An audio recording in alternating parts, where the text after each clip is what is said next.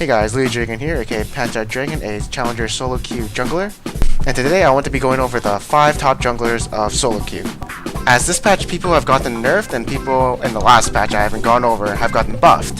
So now we'll be seeing who are the top 5 junglers for patch 4.4. First up on the list we do have Lee Sin. So this guy I should have included in my last tier list. I actually think he's actually really good, and I will explain why. Lee Sin has an extremely good early game. Every time he comes to your lane, he can chunk you and doesn't even have to kill you. He can just drive you out of the lane, maybe burn a few summoners, and you'll lose a lot of CS, and should be considered one of the high pressure early game junglers. Lee Sin is also very extremely mobile around the map, as he does have a lot of skills which can put him from point A to B very quickly. And with this mobility, he can actually get into your lane, gank you, chunk you, or kill you, or blow some summoners, and then come back later. Lee Sin also has one of the highest early game damages in the game, as he does have great burst damage and sustained damage, since he does have 6 skills and of course the passive that gives him 40% attack speed. Lee Sin also has a lot of gap closers. His Q is like 9 seconds at max rank, is one gap closer, and the second one would be his safeguard, which is also up every 8 seconds or so, and basically Lee Sin can chase forever and hunt you down like no tomorrow. Lee Sin is also one of the strongest duelists early game and can 1v1 most champions, as he does have strong burst damage, sustained damage, and crowd control. Alright, so the cons with Lee Sin is that he's got a very high skill cap. For some people his combo is not easily done, and some people can't land Qs, and some people get confused with how to use his skills. Lee Sin does fall off late game a bit because his damage kinda gets diminished as people start building armor, and if he starts building damage he'll be squishier later and can be blown up. And if Lee Sin dies early game, he'll be weak. This means sometimes he can't really duel the other jungler, as he could be ahead of him, or his ganks won't be as strong as they could if he hadn't have died.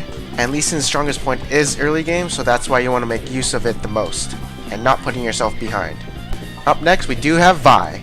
So despite the nerfs, Vi is still actually pretty strong. Her Q did get reduced in damage, and her ultimate is on a higher cooldown so you won't be ganking as much with it, and ultimate secondary knockback has been nerfed. But remember, it's not about the other people, it's about the person you use the ultimate on, and they're still being locked down. She still does a lot of sustained damage, as her E is an auto attack reset, her W does shred armor, and of course gives you attack speed, and does some maximum percent health damage. And her Q is up every 8 seconds for some burst damage, and of course CC. Vi's ganks are still very strong. She does bring a gap closer, a burst combo, and a lot of sustained damage. And now when mid game comes, she's still very good at picking people off. She can 1v1 a lot of people with her burst damage, sustained damage, and tankiness. And of course she does have great initiation, as whoever she ults is probably gonna die. Alright, so for some cons, she did get nerfed. No one likes nerfs, no one likes damage nerfs, sad face. And secondly, she is vulnerable when she's diving onto an enemy carry. If Vi isn't tanky enough, she can easily be dealt with at the beginning of the fight and burst it down, and she'll just be out of the fight after her ultimate's done. Alright, so next up we do have Pantheon. Like every jungler I've already listed so far, he does have a high pressure early game. Because he can just walk into your lane, one stun, you will have to blow something because you know you're gonna die. Pantheon has one of the highest damage early game. He has high AD ratios, he's got high base damages, and most of his skills are low cooldown, so you can be using them often. Pantheon is also a really good duelist against auto attackers because of his passive. In say a 1v1 scenario, you could be, let's say, 1v1ing Nocturne. You're probably going to get at least 3 blocks off because you're going to auto attack at least 6 times, use your W at least once, and that's about 3 blocks. Like Nocturne's Q does give him like 120 AD, you can block out 3 of those shots, that's 360 damage gone. And Pantheon does have great initiation or high pick potential, because his ultimate is really wide, it does provide CC as people under it do get slowed, and it does actually have really strong base damage. It could go from 500 magic damage to 1000 magic damage, and that's still a lot of damage. And yes, it could be reduced by 50%, but 250 to 500 damage is still a lot. Pantheon is also very easy to use. He has no skill shots whatsoever, and this combo is really simple.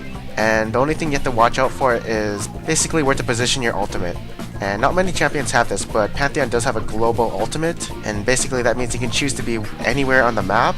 And since he's already so strong early game, that's a lot of power that's going to come in, and Pantheon's just going to cause chaos everywhere. Alright, so some cons, he does like fall off late game because, yeah, his damage does tend to fall off since you aren't building damage. and he's not the best tank. There are better tanks such as the monkey, and he does not have any escapes besides his W, but you have to find a minion, and that's kind of unreliable. Alright, next up we do have Wukong. So after 6, Wukong's ganks become really strong, and after using your ultimate, it is really hard not to get a kill as you've applied so much damage and you've got hard crowd control, and you can just stick with them as you do have mobility from the ultimate. So right after your ultimate stops, you can just keep going on them with your E. Wukong's ultimate is actually on a fairly low cooldown, so these powerful ganks can keep coming constantly every minute or so. Wukong does scale very well into mid and late game because he does have that AoE wombo combo ultimate. He's got very strong high base damages, and he's just naturally tanky because of his passive. Some cons of Wukong is that he's not an early game high pressure jungler. Most junglers out there that I already listed can outduel him as they have CC and of course more damage early game. And sometimes Wukong's will have bad ultimates because some people will just flash immediately and you won't even get the prime target that you wanted, but that's not really that bad. I mean, it'll rarely happen. And at number 1 we do have Kha'Zix. Kha'Zix right now is a very strong jungler because of the buffs to his ultimate, which basically have given him so much survivability in fights, and he's just really hard to kill now.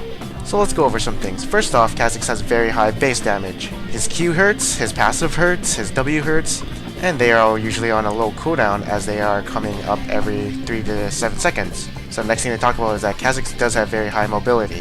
His leap has a lot of range on it, and he can gap close easily to the enemy. And once he's in range, he can just use his ultimate for even more mobility and just keep hunting down his prey. Alright, so Kha'Zix is an assassin, so he's really extremely good at picking people off and finishing them swiftly. This is really good for solo queue as people will overextend, people won't group, and there is a lot of free kills on the map. Adding to that, it is very hard to kill Kha'Zix 1v1 because he does have stealth, 50% damage reduction, and can bring a lot of CC. And yes, since Kha'Zix is an assassin, with some tanky abilities, he is a very good duelist. Kha'Zix can actually probably 1v1 a lot of people, as most of the time they won't get away since you do have a lot of slows and gap closers, and they also can't hit you if you keep just stealthing around them. And then his great base damage comes along and just wipes him clean. And the last thing is, Kha'Zix is very hard to kill with his buffed ultimate. He has 6 seconds of being stealthed, he has 6 seconds of being 50% damage reduction like Alistar, and then he also has 6 seconds of repositioning himself with the movement speed buff. 6 seconds in a teamfight is a lot. I mean, the first 3 seconds of a teamfight does basically decide which team will win the fight. And I mean, 6 seconds of soaking damage, 6 seconds of trying to be focused by the enemy team, I mean, that's a pretty powerful ultimate. So some cons of him are that he does have a decently high skill cap. I think the highest thing about him is when to jump in and when to not jump in.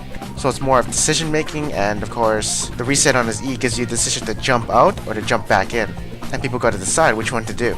The second thing about it is he has no hard crowd control. All Kha'Zix really does is have a lot of upfront damage and a lot of slows. Anyways, this is my opinion of the top 5 junglers of patch 4.4. I am Deluge Dragon, aka Panzer Dragon, and I will see you guys next time.